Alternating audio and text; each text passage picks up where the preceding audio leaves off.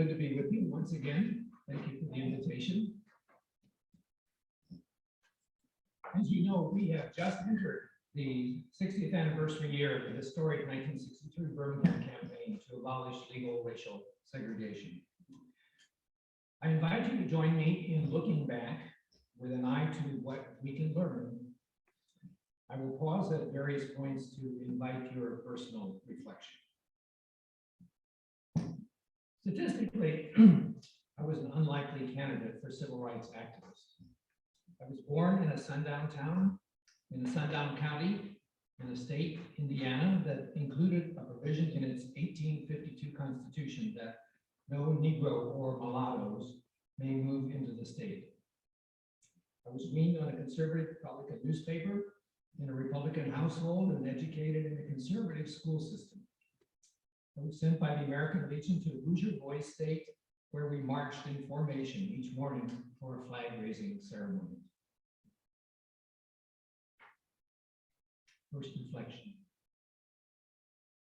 Think about where your journey started.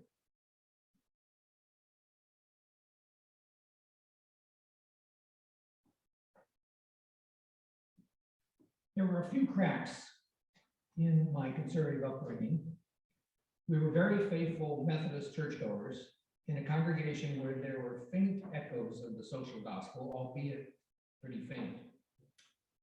My father, rather surprisingly, went against the grain to help organize the first local of the American Federation of Teachers in Fort Wayne, Indiana.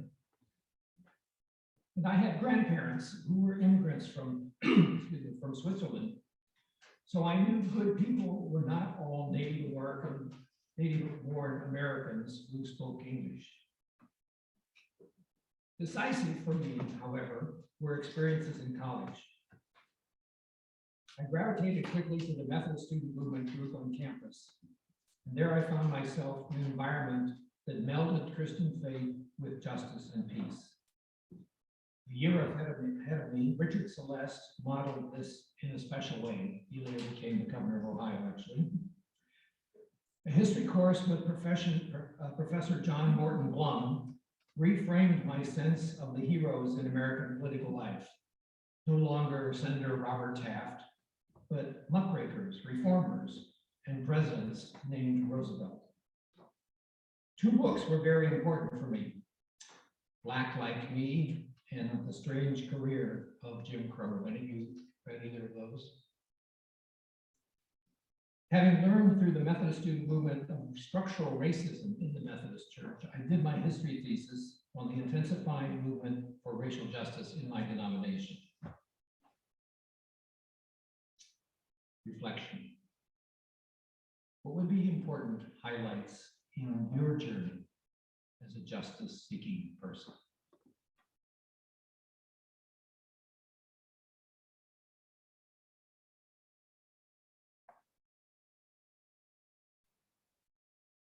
In the spring of 1963, my fellow seminarians and I, like perhaps many of you, were deeply moved by the Birmingham campaign, with some 3,000 arrests of peaceful demonstrators, the majority children. We were horrified by police violence, using attack dogs and fire hoses. Finally, a shaky agreement was made to begin to desegregate Birmingham stores, restaurants, and parks. But then in retaliation, the next day, the Ku Klux Klan detonated a bomb at the motel suite where Dr. King and other movement leaders met and slept. Thankfully, no one was in the suite at the time, but an uprising followed, and the assassination attempt was front page news the next morning, which was Mother's Day. At an open meeting, the seminary decided to send someone to represent us in Birmingham for the summer. A friend in charge of finding someone came to me across the dormitory hall and said, "George, do you want to go to Birmingham?" I've come to call that moment the hand of God on my shoulder. In that moment, my life began a rather dramatic reorientation. Reflection. What moments are you thankful for turnaround moments in your life?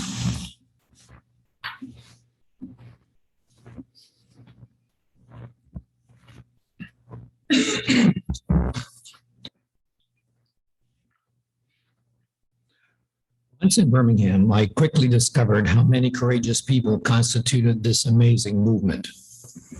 For instance, you all should be proud of the white Birmingham Unitarians who would sit down at lunch counters just before Black youth would be sitting in order to provide witness and solidarity.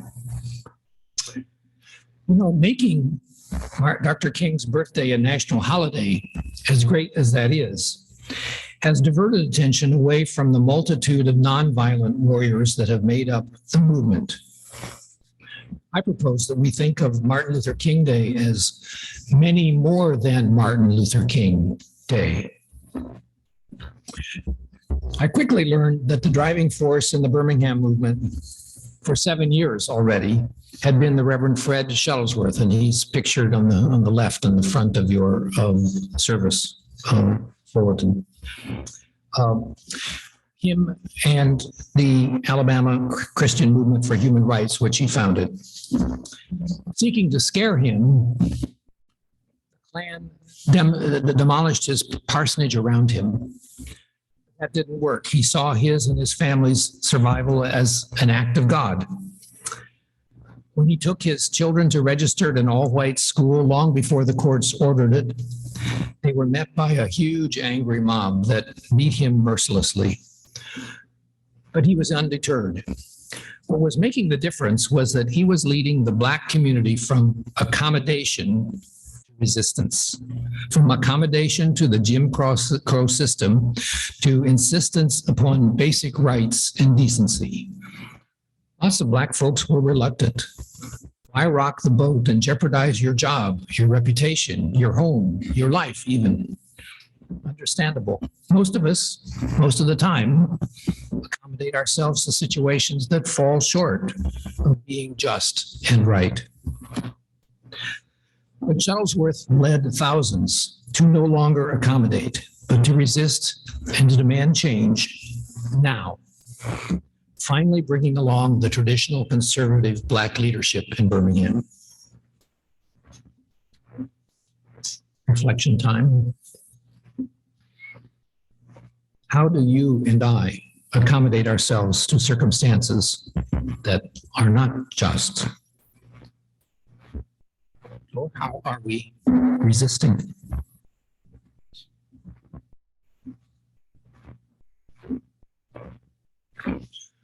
Half of my responsibilities that summer was to be an associate pastor for the Black church. The expectation was that the church would provide lodging in some member's home. But when we met first, Reverend Nathaniel Lindsay, the pastor, told me he was having trouble finding a home for me. He said his people were scared of being a bombing target.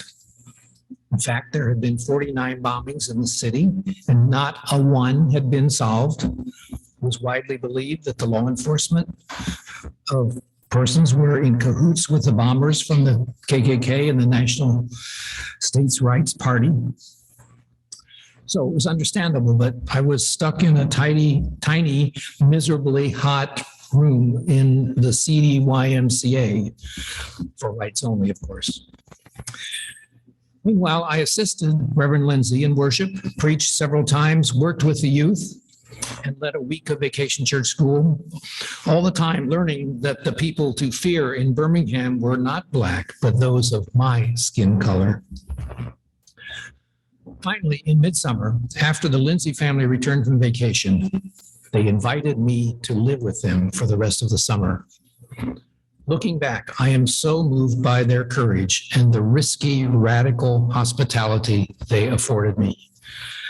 Their home was smack in the center of Birmingham's middle-class community, Black community, known as Dynamite Hill because of the frequent violence there. Years later, Mrs. Lindsay repeatedly apologized for having had to put me in the bedroom most exposed to any explosive heaved in from the street. My heavens, I should have been the one to apologize for putting the family at risk.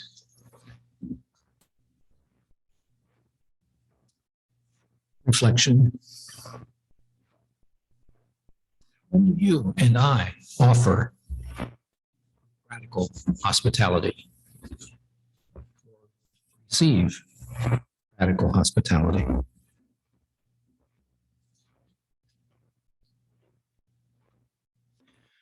In my work with the Alabama Council on Human Relations, I visited chapters in Montgomery, Tuskegee, Huntsville. I also had a firsthand look of the work of the Birmingham chapter. Leaders of this group included medical professionals at the burgeoning University Medical Complex and quite a number of Unitarians. Its focus was to help enable a peaceful, successful, court-ordered integration of 3 schools in September. These folks brought some white students together with the incoming Black students ahead of time, and they met with the parents of the incoming Black students for support. I hope for smooth integration was also the focus of the Young Men's Business Club, of which I was the guest of white attorney Charles Morgan Jr. He and members of this group had led the campaign to get Bull Connor out of office by transferring city government to a mayor-council organization. My particular initiative was to organize a summer interracial college fellowship, beginning with students from Thurgood Church that I was working with and the families of the Alabama Council. These students had an exciting experience that summer of their first interracial connections in their hometown. Usually we met sequestered, to be sure, in a church basement or in someone's backyard that was surrounded by a high fence. Among the 75 participants that summer was a future Black member of the Alabama legislature. Another was the sister of Angela Davis. Also, there was a young white Methodist woman who met her husband in that group and transferred shortly to the Unitarian Church because the Methodist Church, no Methodist church openly supported integration. She later became a member of the Birmingham Board of Education. My supervisor assigned me to interview local Birmingham pastors, Black and white. Several of them were among the local clergy to whom Martin Luther King addressed his famous letter from a Birmingham jail. Earlier, these 3 white clergy, including a rabbi, publicly urged Birmingham citizens to respect the law, specifically the court order to integrate the schools. For being involved in this, one of them, a leading Baptist minister, was rewarded by the Klan burning a cross on his front yard.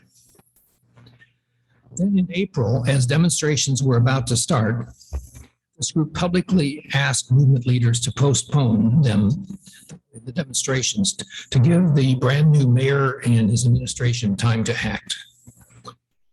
In his letter, King used these clergymen as a foil as he denounced white leaders in general for asking Blacks to wait.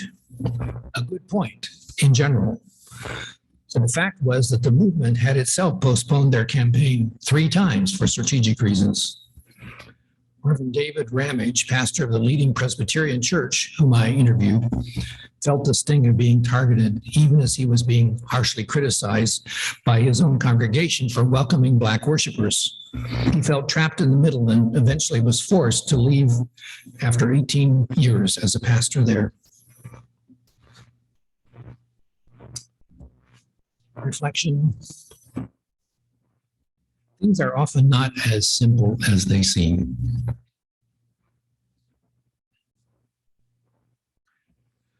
Throughout that summer, I participated in as many movement-related activities as I could. The scariest was attending a huge rally of the National States Rights Party, which competed with the Klan in anti-Semitism, terrorism, bombings, and vitriolic rhetoric. Joyous events were the every Monday evening mass meetings in packed churches. Just on my 5th day in Birmingham, I was attending my first mass meeting, as usual, presided over Reverend Fred Shuttlesworth. Seeing my friend and myself as the only whites in that packed church, he ordered us to come to the front to say a few words. What a surprise and shock that was. I just was there to observe. Somehow I stumbled through. When I told them that I'd be working with the Thurgood Church, they applauded enthusiastically, twice. Then after a song sung by a blind woman, I was followed in the pulpit by Martin Luther King. Wow. Later in the summer, I was asked to preach at one of these mass meetings, and they said I had 45 minutes. 45 minutes. Well, thanks to the most responsive congregation, I somehow preached the longest sermon of my life. They just carried me along with their enthusiasm. Another Monday evening, Thurgood Church, where I was working, hosted the week's mass meeting, where the featured speaker was NAACP attorney Constance Baker Motley. And at the conclusion, I found myself holding her hand as we swayed and sang, "We Shall Overcome." You may recall, she later became a judge here in New York City. As the summer went along, people were talking excitedly of a march in Washington for federal legislation to address the issues that the Birmingham movement had raised so dramatically. To raise money for chartering buses to Washington, Harry Belafonte organized a Salute to Freedom concert at the local Black college grounds. A Princeton Seminary student and I went, and we took along the older Lindsay boys that I was living with, Nathaniel Jr. and Ricky.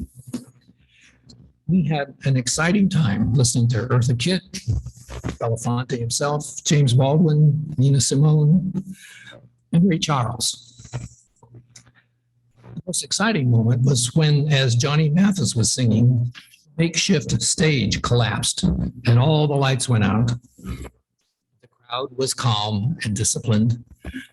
Paul and Mary sang in the dark until the lights went on and the amazing show continued.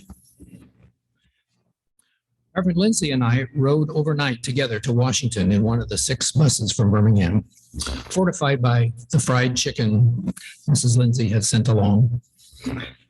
There had been extensive prognostications that the march would be violent and riotous. In fact, it was like a church picnic. We chatted with strangers, sharing stories about how you'd come to be there and what it was like back home racially.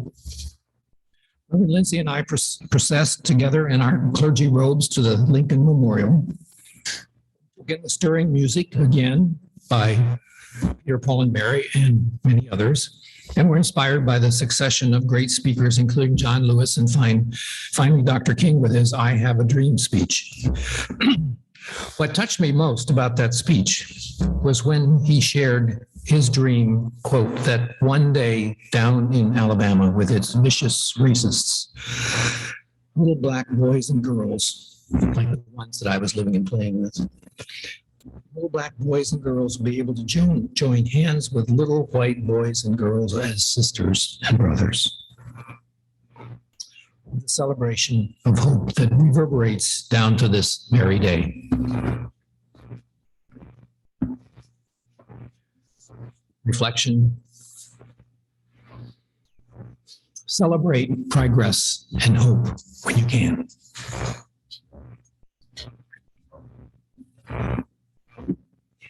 In September, while I was on my way back from my final year of seminary here in New York, I was shocked to learn of the bombing of the 16th Street Baptist Church.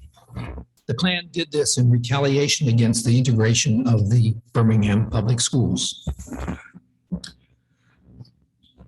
When I had led the Thurgood Church's Vacation Bible School, we had a local photographer, Chris McNair, take the school picture.